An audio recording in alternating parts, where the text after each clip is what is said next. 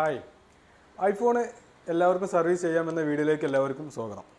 അപ്പോൾ ഇന്ന് നമ്മൾ എടുത്തിട്ടുള്ള ഒരു ടെസ്റ്റിങ്ങിന് വേണ്ടി ഐഫോൺ 7ൻ്റെ ഒരു ബോർഡാണ്. ഇത് ഫുൾ വർക്കിംഗ് ആണ്, കംപ്ലൈൻറ്റും കാര്യങ്ങളൊന്നുമില്ല.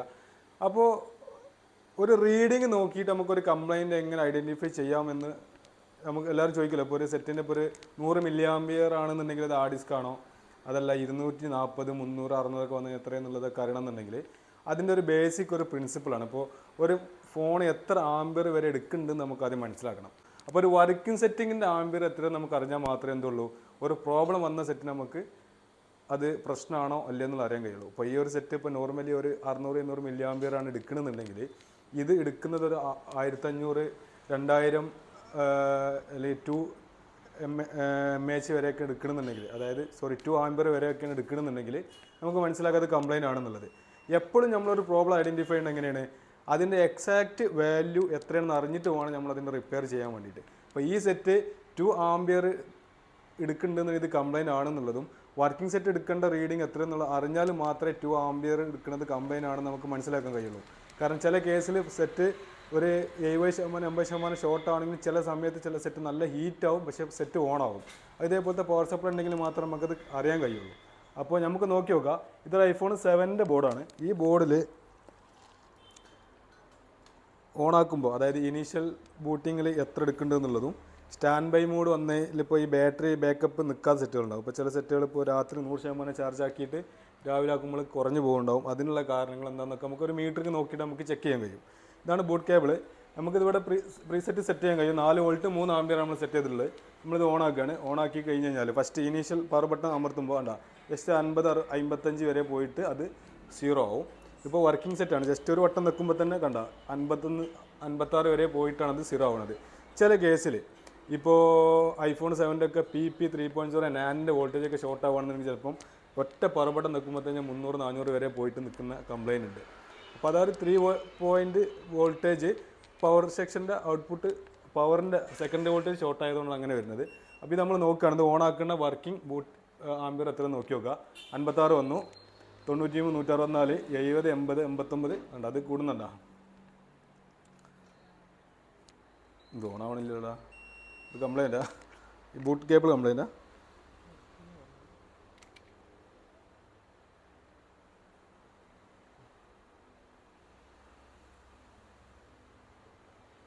ഓണായി.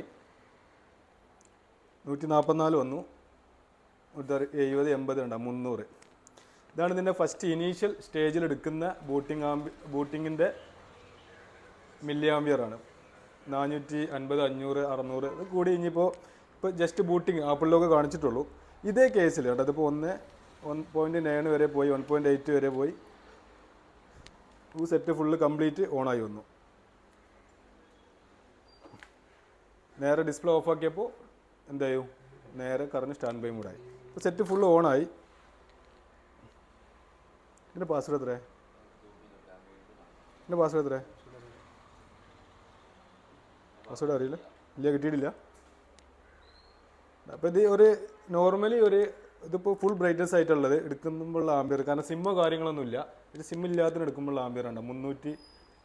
ജസ്റ്റ് ഡിസ്പ്ലേ വരുന്ന സമയത്തുണ്ട് 360.358, അതായത് ഒരു 400-ന് താഴത്തേക്കാണ് ഇതിൻ്റെ നോർമലി വർക്കാവുന്നുള്ള ഒരു മില്ലി ആംബിയർ. ഇപ്പോൾ PUBG ഗെയിം, ഇപ്പോൾ ഈ ഒരു ഫോണിൻ്റെ കേസിൽ PUBG പോലത്തെ ഗെയിം നല്ല ഹാർഡായിട്ട് എടുക്കുന്ന സമയത്ത് മില്ലി ആംബിയർ കൂടും. ഇപ്പോൾ നോർമലി ഒരു വർക്കിങ്ങിൻ്റെ ഐഫോൺ 7ൻ്റെ മദർ ബോർഡിൻ്റെ റീഡിംഗ് എന്ന് പറഞ്ഞു കഴിഞ്ഞാൽ ഈ ഒരു റീഡിംഗ് ആണ്.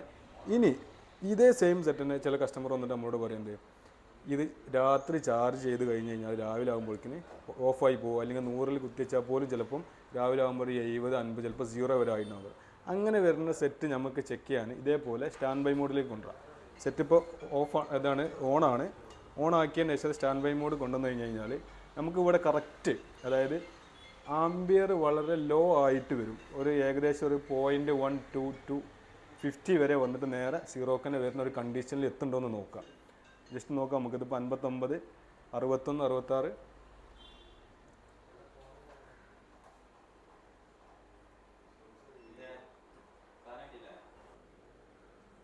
അപ്പോൾ ഇതിൻ്റെ വർക്കിംഗ് ആംബിയർ ഉണ്ട് 00 എത്തി.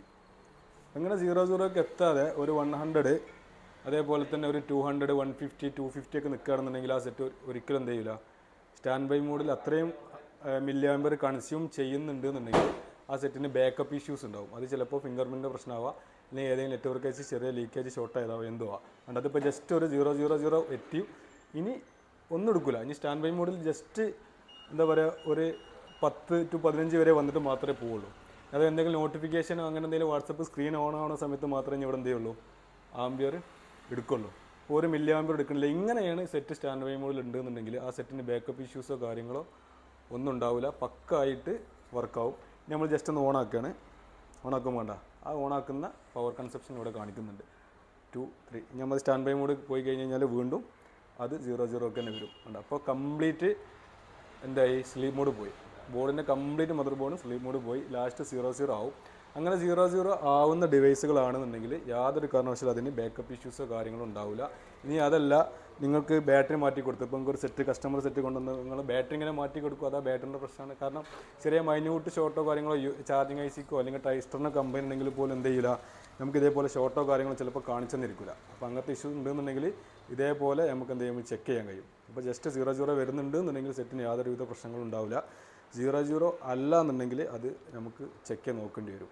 അപ്പോൾ ഇതാണ് അതിൻ്റെ സ്റ്റാൻഡ് ബൈ മോഡത്തെ റീഡിങ്. ഇതേ റീഡിങ് വരുന്നുണ്ടോ നോക്കുക. ബാറ്ററി വെറുതെ മാറ്റി സമയം കളയണ്ട. ബാറ്ററി മാറ്റുന്നതിന് മുമ്പ് എന്ത് ചെയ്യുക, അതേപോലെ ഷോർട്ടോ കാര്യങ്ങളുണ്ടോ എന്നൊക്കെ ജസ്റ്റ് ചെക്ക് ചെയ്യുക. ചെക്ക് ചെയ്തിട്ട് സ്റ്റാൻഡ് ബൈ മോഡിൽ 0 വരുന്നുണ്ട് എന്നുണ്ടെങ്കിൽ ആ സെറ്റിന് ബാറ്ററി മാറ്റി കൊടുത്തു കഴിഞ്ഞാലും ഇഷ്യൂസോ കാര്യങ്ങളൊന്നും ഉണ്ടാവില്ല. 99% അത് ഓക്കെ ആയിരിക്കും. അപ്പോൾ ഇതാണ് ജസ്റ്റ് പവർ സപ്ലൈൻ്റെ റീഡിങ് വരുന്നത്. ഇതിൽ തന്നെ നമുക്കിത് ലീക്കേജ് ആണോ അല്ലയോ എന്നുള്ളത് നമുക്ക് നോക്കാൻ കഴിയും. കാരണം നമുക്ക് ഡയറക്റ്റ് കണക്ട് ചെയ്യുമ്പോൾ തന്നെ മില്ലി ആമ്പർ കാര്യങ്ങൾ എടുക്കുന്നുണ്ടെങ്കിൽ അതിന് ലീക്കേജ് ഷോട്ട് ഉണ്ടെന്ന് നമുക്ക് മനസ്സിലാക്കാൻ പറ്റും. ഇത് ലീക്കേജ് ഷോട്ടിൻ്റെ കേസല്ല പറഞ്ഞത്. ഇത് ഒരു സെറ്റിൻ്റെ ബാക്കപ്പ് ഉണ്ടോ ഇല്ലയോ എന്നുള്ളത്, മദർ ബോർഡിന് ഓൺ കണ്ടീഷനിലും ബാക്കപ്പ് നിൽക്കാത്ത പ്രശ്നങ്ങളുണ്ടോ ഇല്ലയോ എന്നുള്ളത് അറിയാൻ വേണ്ടിയിട്ടാണ് നമ്മളിപ്പോൾ ജസ്റ്റ് ചെക്ക് ചെയ്തത്. അപ്പോൾ നമുക്ക് പുതിയ വീഡിയോ ആയിട്ട് വീണ്ടും കാണാം. Okay, thank you.